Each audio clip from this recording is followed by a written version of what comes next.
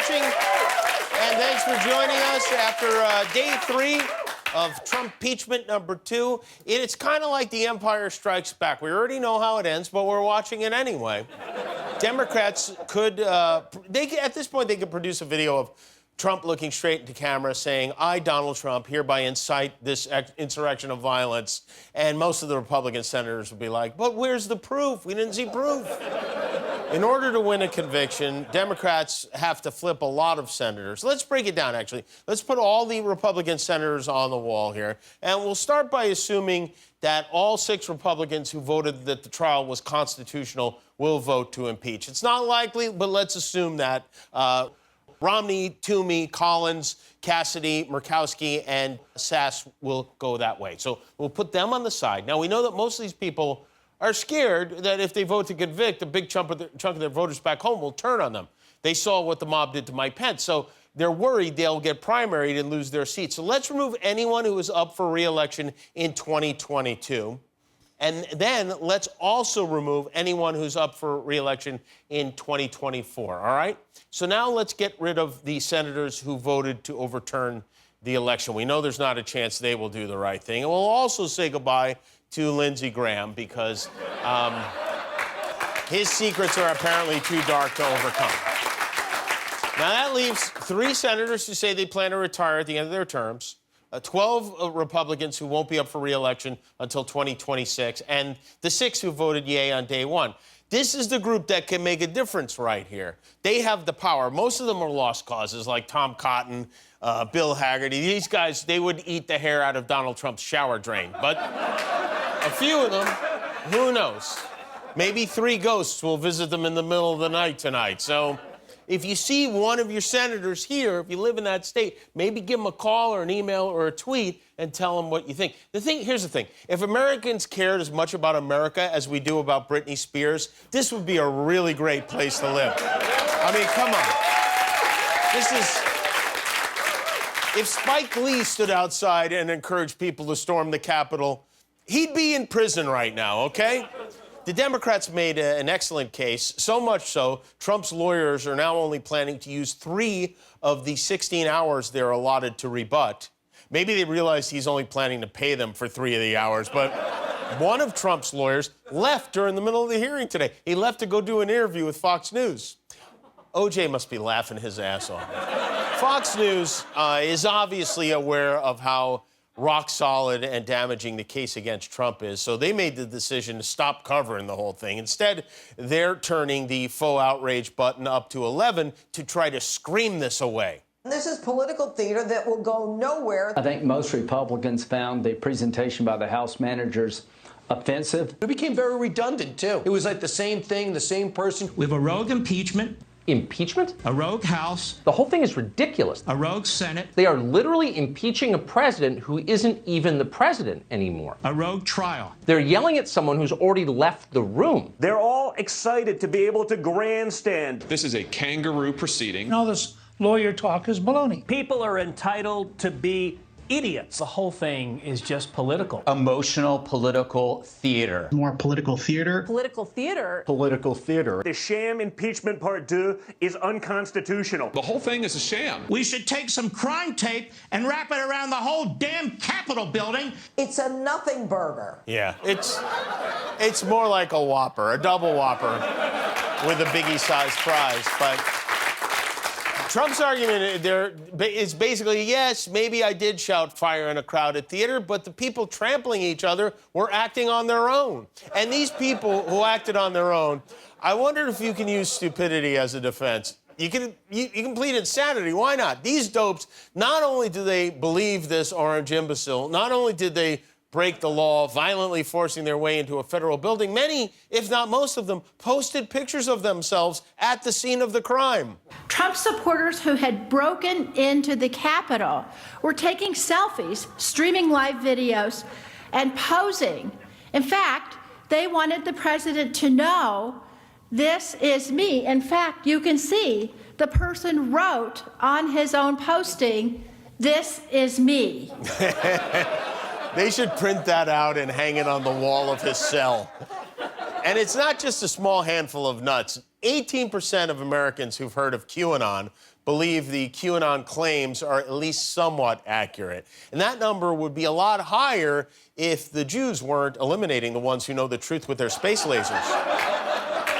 18%. Almost 1 in 5 Americans thinks Anderson Cooper eats toddler lasagna. That's like if you saw 5 pigeons on the street. 4 of them are normal, but then there's this one who's staring deeply into his iPad, waiting for a word from the land of fake believe.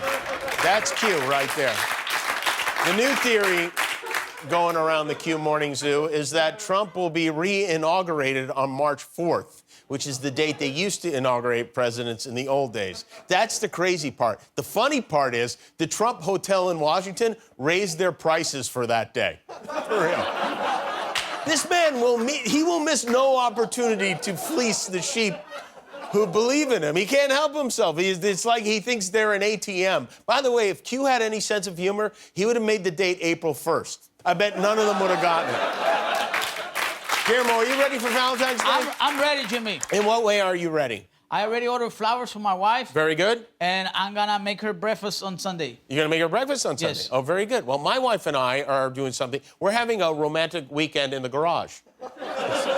There are only 3 more days until you drive frantically to Rite Aid to see if they have any heart-shaped balloons left. But if you're looking to maybe spend a little more, Louis Vuitton has something special. Louis Vuitton has a sweater that is covered in puppets. It looks like, I don't know, something your crazy Aunt Sandy might make for... But how about the poor guy who had to wear that? Have you ever seen a sadder model than this one? It looks like he's been tarred and muppeted. The sweater goes for about $8,000, which is a small price to pay for something that will get you mauled outside of kindergarten. And if the sweater is too much, here's another idea for that special something. Valentine's Day is around the corner. And after the year we've had, it's clear who your sweetheart is. Not your spouse, not your girlfriend, not even your kids. Your phone. Your phone is always there for you. At the dentist, at the crosswalk, on the toilet, or when you need a little porn at the drugstore. This Valentine's Day, get a naughty gift for that special gadget in your life. Verizon's Secret. You're the only one who loves me. Wow, that's not... let me tell you something. I just want to sing a lot of very talented... Who knew Craig Finkel, one of our producers, was such a talented actor? Congratulations, Craig. Craig, stand up. Take a...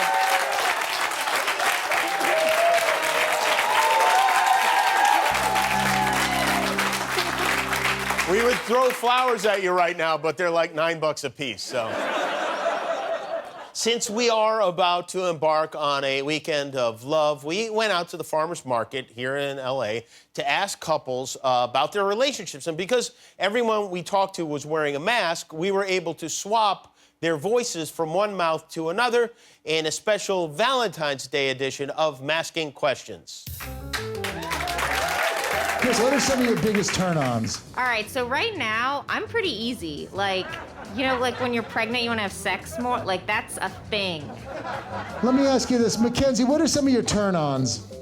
Anything that accentuates the butt is a big one for me. I don't know, it's like a caveman button. Anything that accentuates the butt does it for me. Mark, what is your go-to move for Paige? I'll put on something cute, like something sexy, probably, and then, you know, make sure, like, my nails are done. What are some of your turn-ons, Paige? My turn-ons are, you know, soft voice and, you know, little leg showing, stuff like that. Well, see, let me ask you, what are some no-nos in the bedroom? As a Brazilian, anything goes. Evelyn, what are some no-nos for you in the bedroom? I'm not taking my clothes off.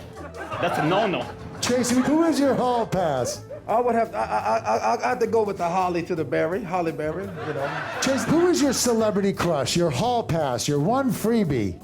I would say Morris Chestnut. Jocelyn, any no-nos in the bedroom? I can't put it in the butt. Nathan, any no-nos in the bedroom? Hit the butt.